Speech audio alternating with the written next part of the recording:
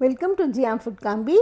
இட்லி கூட சாப்பிட்றதுக்கு சாம்பார் சட்னிலாம் இல்லாமல் பருப்பு கத்திரிக்காய் போட்டு ஒரு கொத்ஸு நம்ம எப்படி செய்கிறதுன்னு பார்க்கலாம். புளியெலாம் சேர்க்காமல் சாப்பிட்றவங்களுக்கு ஒரு அருமையான டிஷ்ஷு.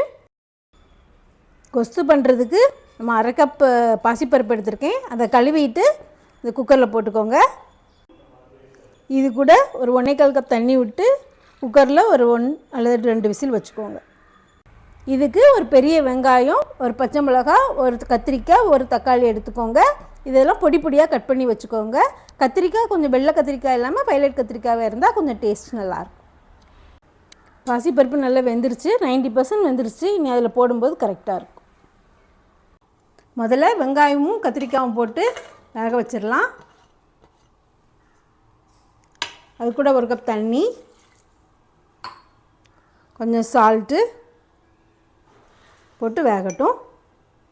குழம்புல ஊற்றுறதுக்கு நம்ம தேங்காய் அரைக்க போகிறோம். அதுக்கு ஒரு 3/4 கப் தேங்காய், ஒரு 3 பச்சை மிளகாய், 1 ஸ்பூன் ஜீரகம், ஒரு அரை டீஸ்பூன் மஞ்சப்பொடி போட்டு தண்ணி ஊற்றி அரைச்சிக்கலாம். இந்த மாதிரி அரைச்சிக்கோங்க. ரொம்ப நைஸாக அரைக்க வேண்டாம், ஓரளவுக்கு இந்த மாதிரி அரைச்சிக்கோங்க. ஒரு 5 நிமிஷம் கொதிக்க வச்சு இப்போ நல்லா வெந்துருச்சு. இந்த டைமில் நம்ம வேக வச்சுருந்தோம்ல அந்த பாசிப்பருப்பு இதில் போட்டுடலாம். அது கூட நம்ம வெட்டி வச்சுருந்தோம்ல அந்த தக்காளியும் போட்டுக்கலாம்.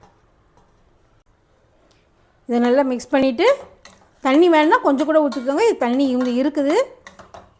இது நல்லா கொஞ்சம் கொதிக்கட்டும். கொதித்து தக்காளியும் வேகிற வரைக்கும் வேக விடுவோம்.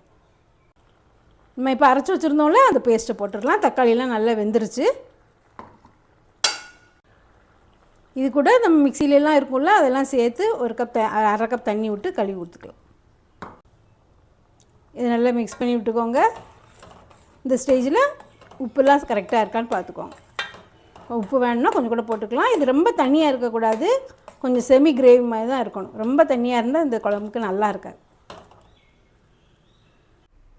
நல்லா கொதிச்சிருச்சு. இதுக்கு மேலே கொத்தமல்லி தழை தூவிக்கலாம்.